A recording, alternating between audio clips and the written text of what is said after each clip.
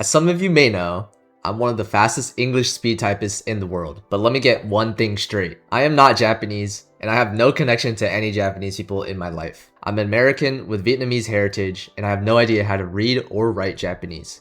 So naturally, when coming up with potential video ideas that I could do for a challenge, I thought what easier idea is there than to try to type in a language that I don't know how to read at all.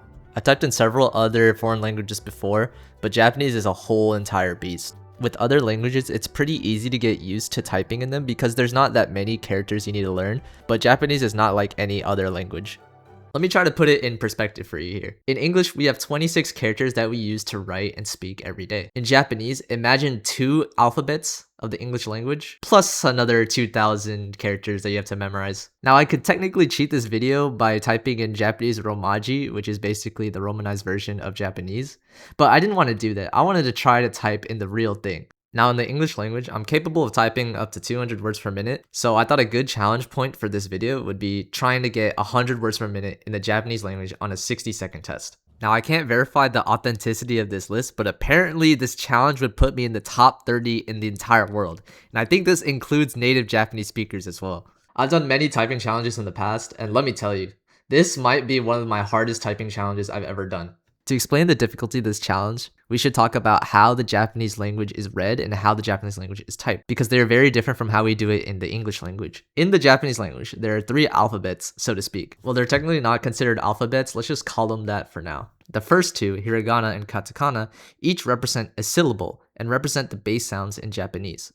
For example, this character means ka in hiragana, and this character also means ka in katakana. They represent the same sounds, but they are different, which means I have to memorize 2 whole alphabets. But that's the easy part. There are 46 standard characters in hiragana and 46 characters in katakana.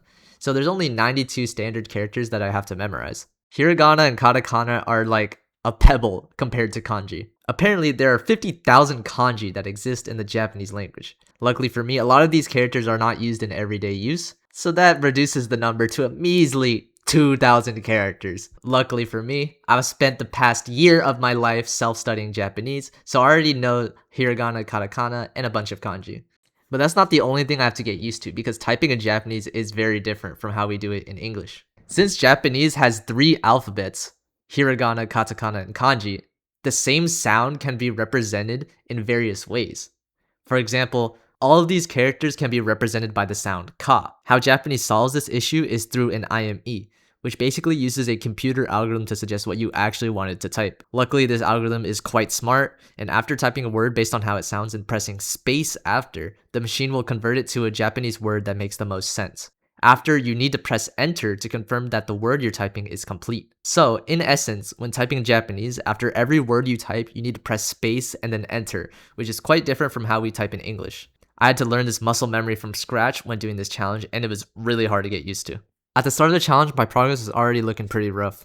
There are many words that I didn't know, and I was still trying to get used to the new typing system that Japanese has. One good thing though is that the typing test I was doing on 10 Fast Fingers had a bunch of easy words that I've seen throughout studying Japanese, so I already knew most of the words. However, there were a lot of words on this test that I didn't know, and so I had to spend a couple of days just to memorize them and get them into my head. And some of these words are just straight up ridiculous. Like, tell me why there are some words in this typing test that have frequencies of 100,000. So yeah, most of the beginning stages of this challenge was just learning what words are on the test and improving my reading speed. After learning all of the words, I was actually able to get a pretty good run of over 60 words per minute, which is a very good starting point for the challenge.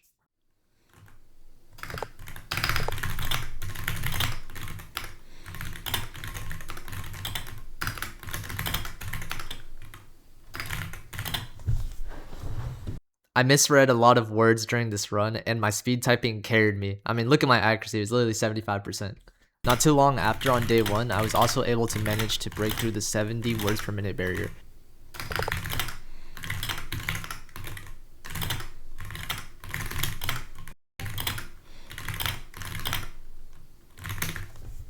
Nice, we got 76. Oh, 77 words per minute.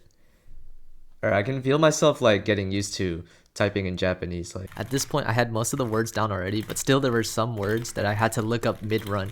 I mean, look at this run where I had to look up the word for postal service in Japanese.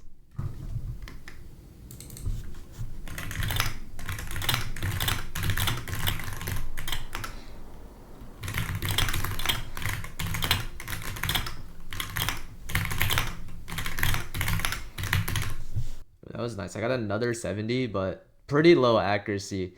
Like a lot of these words, I'm misreading them just cuz like these are such new words. I'm like having to look up the words myself like mid test, and it's like I think I've seen most of the words that are in this typing test. So I should be able to type them all. But what actually happens is that I'm like misreading some of the words a lot. Like Yubin, which I believe means mailbox. Like I keep misreading that word, or I just don't know how to read it. And it's like, damn, how am I supposed to type that? I took a good night's rest, and on day 2, I received a dramatic skill boost. Instead of typing one word at a time, I was typing in bursts of 2 or 3 words, which was a pretty good speed boost for me. Not too long after I started the session, I was easily able to break through the 80 words per minute barrier.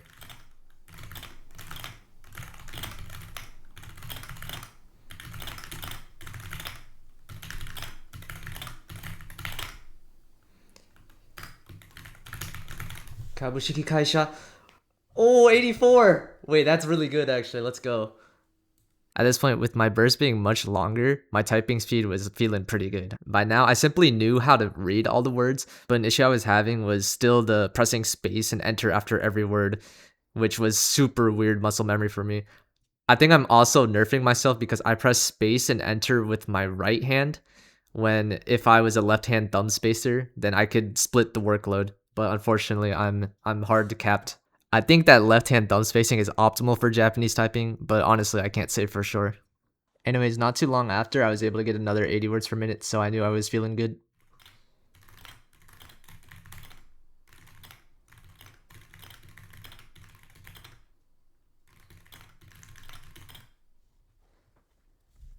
I had a pretty good session on day 2, so I felt like I could type for longer today, and that's when I got this run.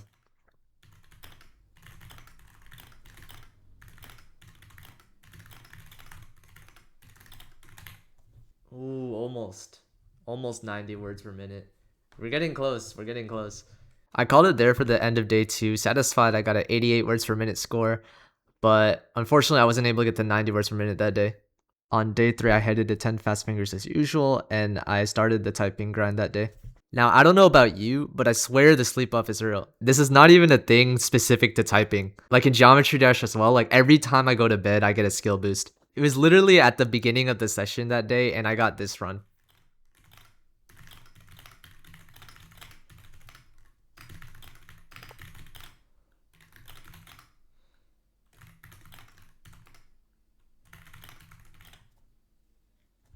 Ooh, 90? 90! Let's go, we got 90.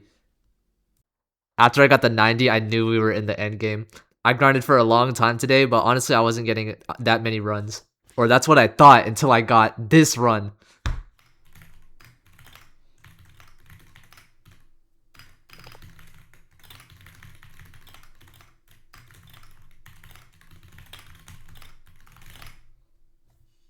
Come on. 98, no, that was so fast.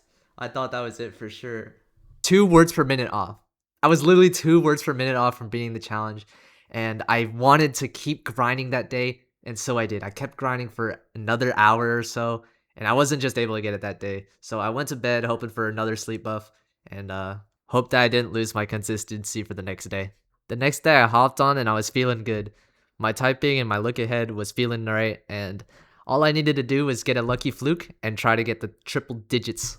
Though I swear 100 words per minute is like the final barrier. For me to get 100 words per minute, my look ahead has to be perfect. I have to make little to no hesitations, and it was just such a hard goal for me to reach that day. I started off the day with a couple of 90s, which was a good sign, but after that, I was hitting a dead streak. By now, I've already spent like half an hour just straight typing, and I was already looking to head off that day. However, at the end of the day, when it was looking grim, when things were looking tough, I got this run.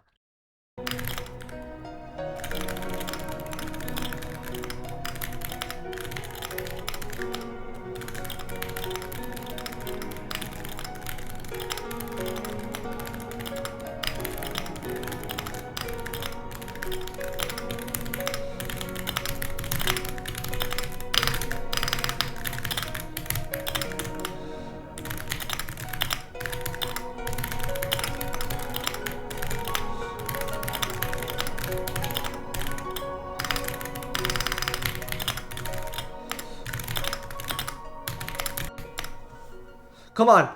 Nice! 102! We did it! We got 100, bro. Oh my god. I can't believe I'm getting hyped about 100, but Jesus, Japanese language is no joke. 100 words per minute. And there we have it, 102 words per minute in the Japanese language. We finally did it. Apparently, this score puts me in the like top 25 or something, which is actually just insane to think about. But for me, that lays the end of my Japanese typing journey. Now, I know that it only took 4 days, but you guys are not seeing the 1 year of pre-practice that I had of just straight up reading Japanese for like every day, for like an hour every day for a year. And maybe that's why I haven't been posting. This is my first upload in a year, so I guess you guys know what I've been doing since then. But yeah, that's it for this video. Give a like and subscribe if you enjoyed, and I'll see you in the next video.